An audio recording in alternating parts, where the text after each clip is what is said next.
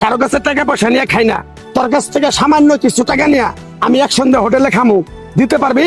পারবো। কথাটা ঠিক নেবে? ঠিক ঠিক ঠিক। রাগ করলা? না না। রাগ করলা কথাটা ঠিক না বেঠিক একটি সাধারণ সংলাপ মনে হলেও বর্তমানে সামাজিক যোগাযোগ মাধ্যমে এটি যেন আলাদা এক ট্রেন্ডে পরিণত হয়েছে। ফেসবুক পোস্ট, কমেন্ট, মিমস, ব্যক্তিগত আলাপ কিংবা কোনো প্রমোশনাল বিজ্ঞাপন সবখানেই দেখা মিলছে এই এক বাক্যে। মজার ছলে, খোঁচা দিয়ে কিংবা ব্যঙ্গাত্মক ভঙ্গিতে নেটিজেনরা ব্যাপকভাবে ব্যবহার করছেন এই সংলাপটি। কথাটা ঠিক নেবে? ঠিক ঠিক। রাগ করলা? না।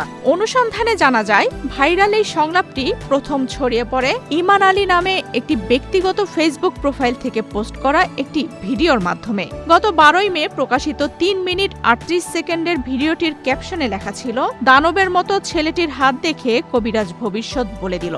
ভিডিওটি প্রকাশের পরপরই দর্শকদের নজর কাড়ে এবং খুব দ্রুত তা সামাজিক যোগাযোগ মাধ্যমে ভাইরাল হয়ে পড়ে। করোনা বা যে কোনো ভাইরাসের এগেইনস্টে ফাইট মানি ব্যাকট্রলের লেফট রাইট লেফট রাইট। কিরকম পাগলার কথাটা বিশ্বাস করছো?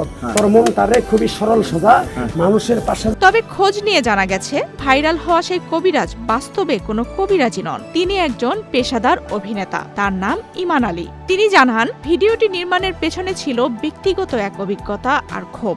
কারণ ঠিক একইভাবে তিনিও প্রতারণার শিকার হয়েছিলেন। সেই অভিজ্ঞতা থেকেই মানুষকে সচেতন করতে ব্যতিক্রমধর্মী এই ভিডিওটি তৈরি করেন তিনি। না, বাস্তবে আমি ভাই কবিরাজ না, আমি বাস্তবে হইলাম একজন ক্ষুদ্র একজন শিল্পী। আমি অনলাইনে কাজ করি, ইউটিউব ফেসবুকে কাজ করি, আমি একজন কমেডি কাজ করে থাকি।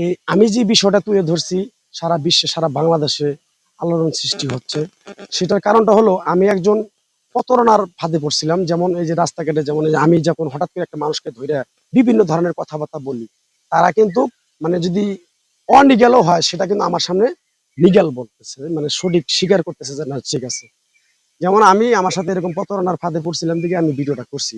যেমন আমি সারাদিন ইনকাম করছি কত 800-900 টাকা ইনকাম করে আমি গ্যারেজে যাচ্ছি, এইটা আমি দেখি এক হকারে ওই তাবিজ কবজ বেচতেছে। টাকা নিবই না, কিরা মিরা কাইডা, মায়ের দুধের কসম, বাবার দুধের কসম নিলে পরে আমি এখনই গাড়ির থেকে পরে মরমু। কিন্তু দিন শেষে আমার কাছে আগে 10 টাকা নিছে, তারপর আমার কাছে মনে করেন 900 টাকা আসলে 900 টাকাই আমার কাছে হাতিয়ে নিছে, কিন্তু একদম কিচ্ছু না, এটা কোনো কাজেরই না। বর্তমানে ইমান আলীর ফেসবুক পেজের অনুসারীর সংখ্যা প্রায় 1,44,000। প্রতিদিনই সেই সংখ্যা বাড়ছে।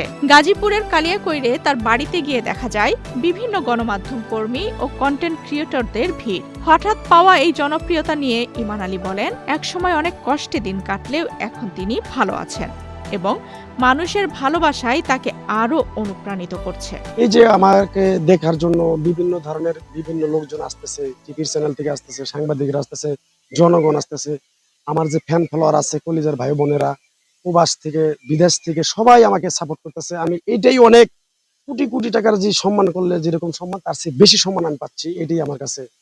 আমি যখন ভাইরাল হই নাই, আমাকে যখন মানুষ তখন মূল্যায়ন দিত না, সারাদিন দিন শেষে এক প্লেট ভাত খাওয়াইতো, 200 টাকা হাতে ধরে দিত, গাড়ি ভাড়া দিয়ে বাসায় চলে যেতাম। এখন আর ওই সিচুয়েশনটা নাই, আল্লাহর রহমত চেঞ্জ হয়ে গেছে, আল্লাহ চেঞ্জ করছে।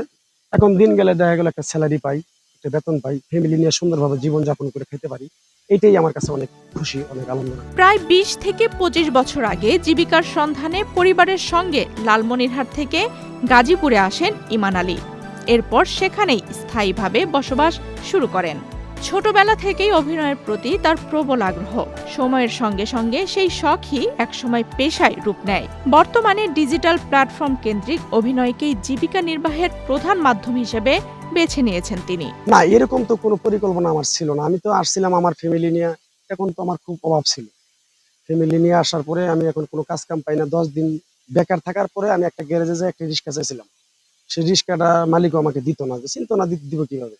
পরে আমার যে বাড়িতে ভাড়া নিয়েছিলাম 300 টাকা রুম ভাড়া, সেই বাড়িওয়ালাকে নিয়ে যায় পরে আমাকে একটা রিক্সা নিয়ে দিয়েছিল।